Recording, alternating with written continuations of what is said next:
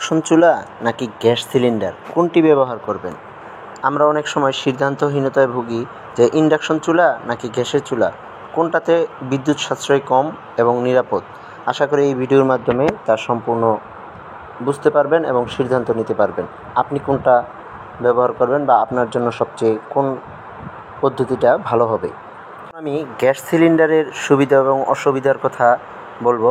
Gas সিলিন্ডারের প্রথম সবচেয়ে বেশি সুবিধা যেটা, এটি কাজ করা একদম ইজি, কোনো কিছু চিন্তা ভাবনা করার দরকার নেই, অন করলেই চলবে। 2 নাম্বার সুবিধা হচ্ছে এটিতে রান্না করতে সময় খুবই কম লাগে এবং অসুবিধার মধ্যে রয়েছে এর দাম অনেক বেশি। একবার রান্না করতে গ্যাস সিলিন্ডারে মিনিমাম 20 থেকে 30 টাকার গ্যাস লাগে এবং এটি খুবই ঝুঁকিপূর্ণ, এর দুর্ঘটনার হার অনেক বেশি।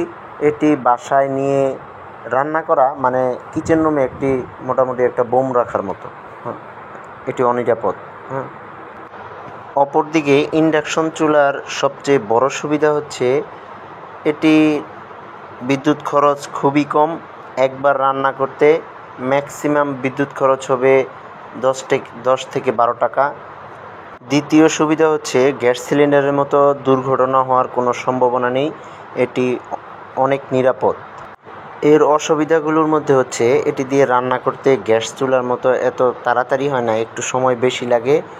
এবং দ্বিতীয় অসুবিধার মধ্যে হচ্ছে এর জন্য নির্দিষ্ট পাতিল আছে, এগুলা আলাদা কিনতে হয়। তবে এখন আবার সুবিধার মধ্যে হচ্ছে ইন্ডাকশন চুলার মতোই সেম ইনফ্রারেড চুলা বাজারে এসেছে।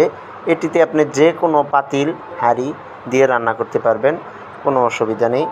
তো সামগ্রিকভাবে যদি বিবেচনা করেন তাহলে গ্যাস সিলিন্ডারের চাইতে ইন্ডাকশন চুলা অনেক লাভজনক, ব্যবহার সহজ এবং পরিবেশ বান্ধব। এটিতে তাপ কম, রুমের টেম্পারেচার স্বাভাবিক থাকে। ইন্ডাকশন চুলার দামও মোটামুটি রিজনেবল প্রাইসের মধ্যে আছে, 3500 থেকে 4000 টাকার মধ্যে আপনি যে কোনো ব্র্যান্ডের ইন্ডাকশন চুলা পেয়ে যাবেন। তো এখন আপনিই ভাবুন, আপনি ইন্ডাকশন চুলা ইউজ করবেন না গ্যাস সিলিন্ডার ইউজ করবেন।